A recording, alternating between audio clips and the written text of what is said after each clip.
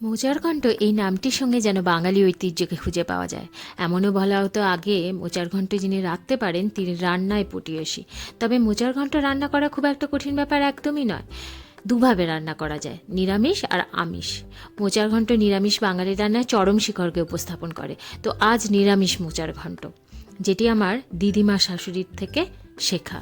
এখানে ছোলার ডালের বড়া ছোট ছোট করে ভেজে নিচ্ছি। তার আগে মোচাটিকে সেদ্ধ করে জল নিংড়ে নিয়ে রেখে দেওয়া হয়েছে। এবার তেলে জিরে, তেজপাতা, শুকনো লঙ্কা ফোড়ন দিয়ে দিতে হবে। আলু আর ছোলা দিয়ে নুন হলুদ দিয়ে ভালো করে ভেজে নিতে হবে।